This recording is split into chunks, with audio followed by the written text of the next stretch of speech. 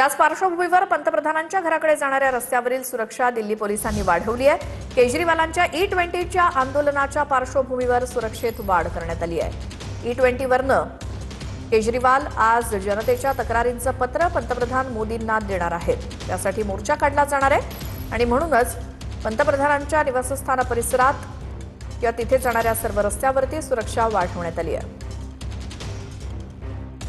E20च्या मुद्द्यावरून दिल्लीचे माजी मुख्यमंत्री आणि आम आदमी पक्षाचे सर्वेसर्वा अरविंद केजरीवाल आक्रमक झाल्याचं बघायला मिळतंय आणि त्याच अनुषंगाने ते आज पंतप्रधान नरेंद्र मोदी यांच्या निवासस्थानी येणार आहेत। मात्र त्यापूर्वी बघू शकतो आपण पंतप्रधानांच्या निवासस्थानाच्या बाहेरचे हे सगळे मी दृश्य दाखवतोय।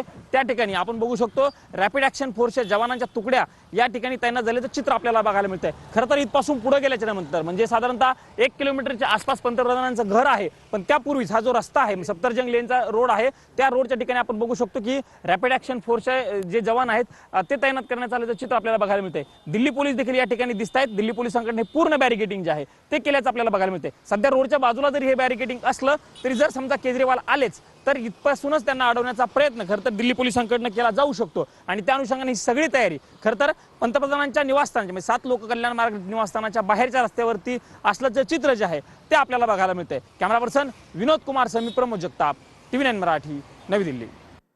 ही सुरक्षा आहे पंतप्रधान नरेंद्र मोदी यांच्या निवासस्थानाकडे जाणाऱ्या सर्व रस्त्यांवरची। पोलिसांकडून आज पुन्हा एकदा बंदोबस्त ठेवण्यात आलेला आहे कारण केजरीवालांनी मोर्चा काढण्याचा इशारा दिला आहे।